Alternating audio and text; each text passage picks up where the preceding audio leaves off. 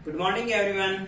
तो आज की क्लास हमारी इंग्लिश स्पोकन की होने वाली है, जिसमें हम बात करेंगे कि आप अपना इंग्लिश का डर कैसे दूर करें। जैसा कि आपको पता है कि बहुत सारे स्टूडेंट और बच्चों को इंग्लिश का डर बैठा हुआ है कि हम कभी भी इंग्लिश नहीं सीख सकते, लेकिन ऐसा नहीं है, क्योंकि आपने कहीं न कहीं इंग्लिश को इतना बड़ा वो बना रखा है, इसलिए वो आप पे हावी है और आपको उससे डर लगने लग गया है। तो जैसे कि मैंने क्लास के स्टार्टिंग में गुड मॉर्निंग बोला है, तो अभी दोपहर के 3 बजे हैं, फिर भी मैंने गुड मॉर्निंग बोला है।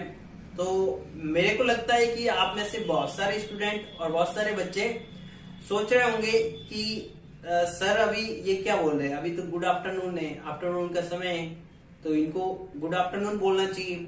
लेकिन आपको बता दूं कि आज की हमारी जो इंग्लिश की क्लास है, इसमें आपके बहुत सारे बेसिक जो है क्लियर होने वाले हैं।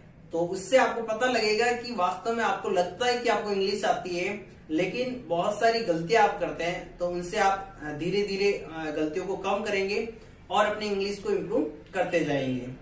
तो गुड मॉर्निंग का मतलब है कि आप कभी भी दिन में, चाहे समय कोई भी हो, लेकिन आप यदि दिन में उस व्यक्ति से पहली बार मिल रहे हैं तो आप उसको गुड मॉर्निंग बोल सकते हैं। और वैसे नॉर्मली हम जब यूज करते हैं तो गुड मॉर्निंग जो है, जो 12 बजते हैं दिन में, तब तक के लिए यूज करते हैं कि दिन में 12 बजे तक गुड मॉर्निंग, फिर 12 बजे से शाम को 5 बजे तक आफ्टरनून।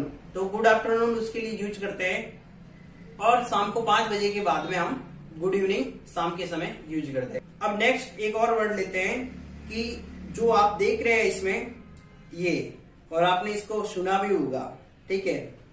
आपने सुना होगा, कभी भी आप शादी में जाते हैं तो बफर सिस्टम तो सुना ही होगा, ठीक है। लेकिन यहां तक कि बफर सिस्टम को भी हम अच्छे से नहीं बोलते हैं, क्योंकि उसकी जो मीनिंग जो सही होती है, अभी आप देख रहे हैं यहाँ पे, तो यहाँ पे इसको हम सही पढ़ेंगे बुफे सिस्टम, ठीक है। इसका जो सही जो उच्चारण होगा, ठीक है, तो वो होगा बुफे।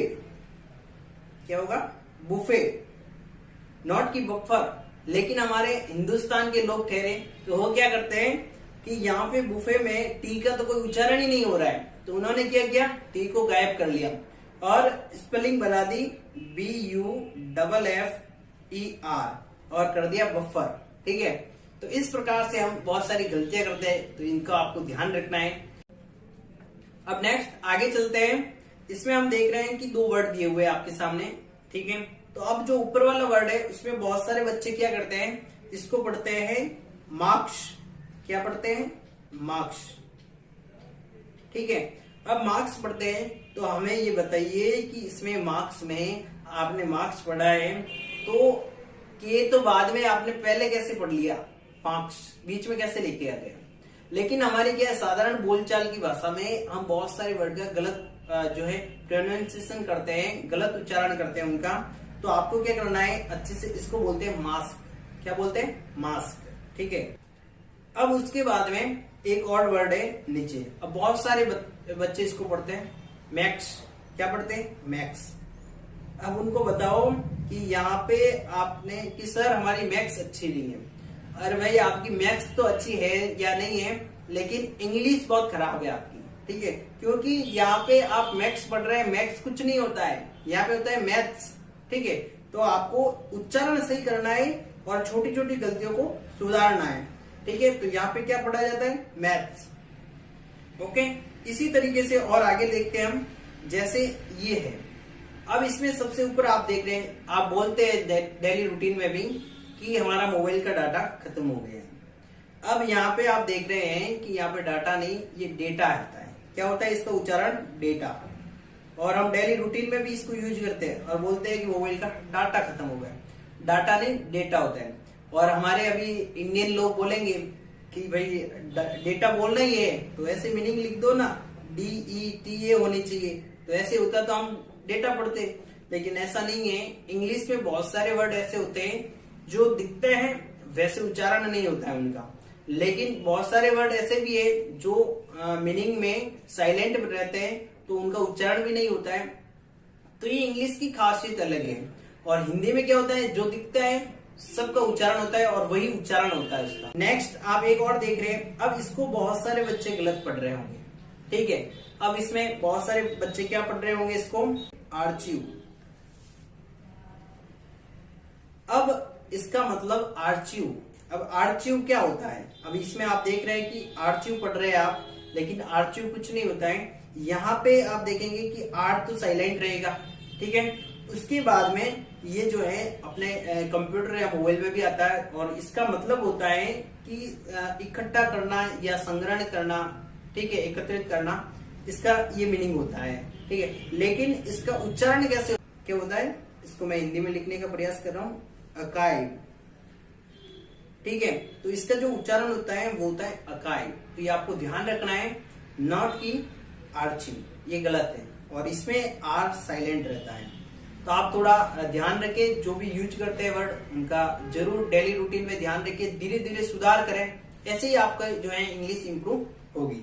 अब नेक्स्ट आगे देखते हैं, और जैसे कि आपका शब्द आ गया, ये आपके सबके घर में भी है, सबके घर में मिलेगा लगभग, ठीक है। तो ये वर्ड है कि फ्रीज, ठीक है, फ्रिज, फ्रीज।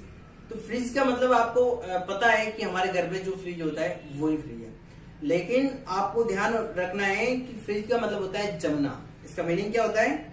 जमना, ओके। अब जो फ्रिज शब्द है, इसमें भी आपको क्या है, बोलते टाइम यहाँ पे आर का जो है उच्चारण तो होता है, लेकिन बहुत ही फास्टली होता है, फ्रिज, फ्रिज, ठीक है। तो अब यहाँ पे फ्रिज का मतलब होता है जमना, लेकिन जो हम यूज करते हैं घर में डेली रूटीन में, उसको हम फ्रिज नहीं बोलते हैं। फ्रिज तो उसके अंदर का एक विशेष जो है पार्ट होता है, ठीक है, तो उसको बोला जाता है, क्योंकि वो उसमें पानी हम जमा लेते हैं, या वो पानी को जमाने का काम करता है, इसलिए उसको बोलते हैं फ्रिज। बट इसका जो पूरा नाम होता है वो होता है रेफ्रिजरेटर, ठीक है। क्या होता है? रेफ्रिजरेटर। तो आप ध्यान रखें कि हम डेली रूटीन में क्या बोल रहे हैं और उसका वास्तविक नाम क्या है एक्चुअली, ठीक है। तो वो क्या होता है? रेफ्रिजरेटर, REFRIGERATOR,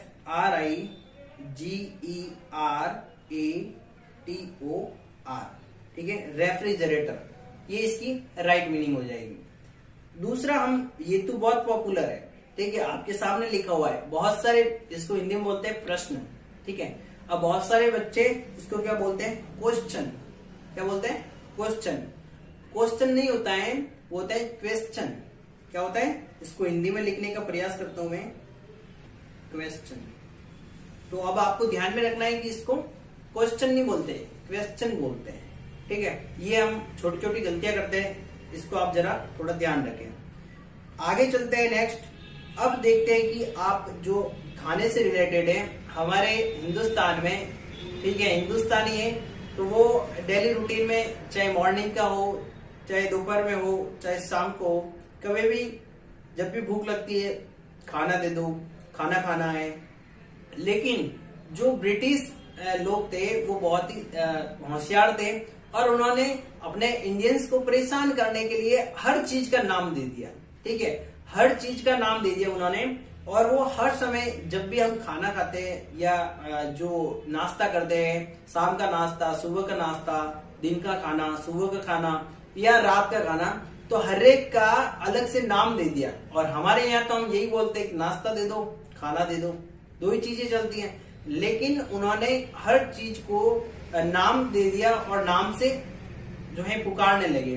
तो जैसे कि हम खाने से रिलेटेड देखें तो सबसे पहले morning tea.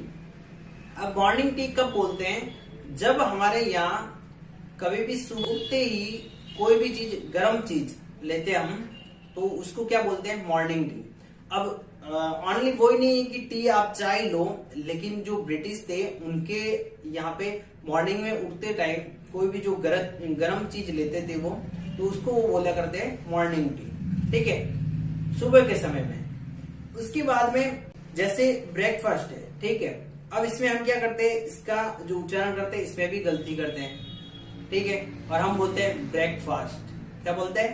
Breakfast, not breakfast, ये होता है ब्रेकफास्ट। आप यहाँ पे फास्ट बोलते हैं, आपको मीनिंग फास्ट दिखेगी, लेकिन आपको मीनिंग यहाँ पे वो पढ़नी है फर्स्ट वाली, ठीक है, ब्रेकफास्ट, ब्रेकफास्ट। तो इसका मतलब होता है ब्रेकफास्ट कब होता है? जब आप सुबह जो मॉर्निंग टी लेते हैं और दोपहर में खाना खाते हैं, तो खाना खाने के और मॉर्निंग टी के बीच में कुछ भी आप हल्का फुल्का लेते हैं, क्योंकि आपको भूख तो लगेगी, सुबह खाना आप लेट खाते हैं, तो उस समय आप यहाँ जो मॉर्निंग में कुछ भी लेते हैं नाश्ता, उसको बोलते हैं ब्रेकफास्ट। क्या बोलते हैं? ब्रेकफास्ट, नॉट की ब्रेकफास्ट। ठीक है, तो थोड़ा आपको ध्यान रखना है इसमें। उसके बाद में हम जो ब्रेकफास्ट के बाद में जो खाना लेते हैं उसको हम क्या बोलते हैं? लंच। ठीक है, और नॉर्मली हम लंच कब करते हैं? दिन में करते हैं। तो जो दिन का खाना होता है उसको हम क्या बोलते हैं? लंच। ये हो गई बात क्लियर। अब जो नेक्स्ट है ब्रंच। ठीक है, अब ब्रंच क्या है इसके बारे में शायद आपको नहीं पता होगा, तो आप अच्छे से समझने का प्रयास करें। जैसे कि हमें कहीं बाहर जाना है कुछ काम से, और आप जो है दोपहर का खाना वहां पे नहीं ले जा सकते या नहीं खा पाएंगे, और सुबह में जो ब्रेकफास्ट है वो भी आप अभी मॉर्निंग में यदि ब्रेकफास्ट करेंगे तो दोपहर में आपको लंच भी करना पड़ेगा। तो बाहर जा रहे हैं तो आप क्या करेंगे कि भाई ब्रेकफास्ट को रहने दो, डायरेक्ट मैं खाना खा लेता हूँ, क्योंकि दिन में मेरे को खाना खाने को नहीं होगा। तो आप उसमें उसके लिए क्या यूज करेंगे कि ब्रेकफास्ट भी कैंसिल हो गया, यहाँ पे आप ब्रेकफास्ट भी नहीं कर रहे हैं और लंच भी नहीं करेंगे। ठीक है, लेकिन सुबह जो आपने मॉर्निंग टी लिए उसके बाद डायरेक्ट खाना लिया है, ठीक है, तो यहाँ पे उसका नाम हम देंगे ब्रंच। ठीक है, उसको क्या बोलेंगे? ब्रंच। अब इसको इजीली याद कैसे रखेंगे? ब्रेकफास्ट का BR ले लिया और लंच में से L को हटा दिया, तो ये बन गया ब्रंच।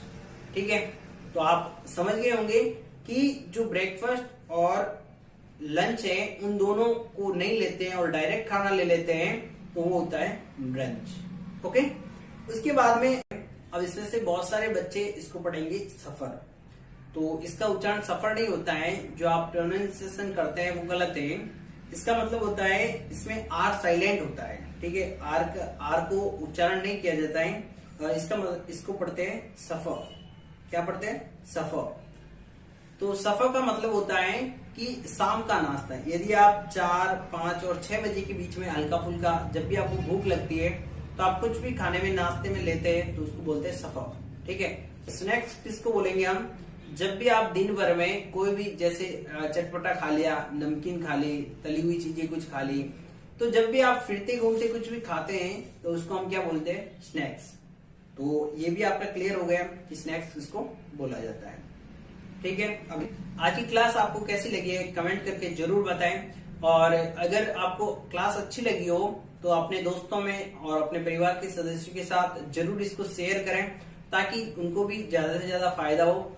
और आगे आने वाली जो भी हमारी क्लासें रहेगी, जो भी हम समय समय पर क्लासें लेने वाले हैं इंग्लिश की, तो आप जरूर उनको देखें। आपको अच्छा नॉलेज मिलेगा और आपको जो इंग्लिश सीखने में मदद मिलेगी। आपको जैसा कि मैंने बताया कि एंड में टिप्स बताने वाला हूं कि आप इंग्लिश जो है अपनी कैसे इंप्रूव करेंगे, तो उसके बारे में आप जान लीजिए कि आपको सबसे पहले अपने अंदर जो है एक इच्छा शक्ति होनी चाहिए। ठान लेना चाहिए कि मेरे को इंग्लिश सीखनी है, मतलब सीखनी है। दुनिया में कोई भी चीज ऐसी नहीं है कि आप नहीं कर सकते हैं, लेकिन आपको ठानना पड़ेगा। ठीक है, तभी आप कर पाओगे, और ठानने के साथ साथ उसके अकॉर्डिंग आपको काम भी करना पड़ेगा। डेली आप 1 या 2 घंटे इंग्लिश को देते हैं तो निश्चित तौर से 2 या 3 महीने में आपकी इंग्लिश बहुत अच्छी हो सकती है। ठीक है, लेकिन आपकी जो है काम करने की या सीखने की इच्छा शक्ति होनी बहुत जरूरी है। और इंग्लिश की कोई बुक है तो आप इंग्लिश की बुक पढ़े, स्टोरी पढ़े, तो डेली आप उसके लिए टाइम देना पड़ेगा, तो आप निश्चित तौर से इंग्लिश सीखेंगे। ठीक है, तो मिलते हैं नेक्स्ट वीडियो में, तब तक के लिए धन्यवाद। जय हिंद, जय भारत।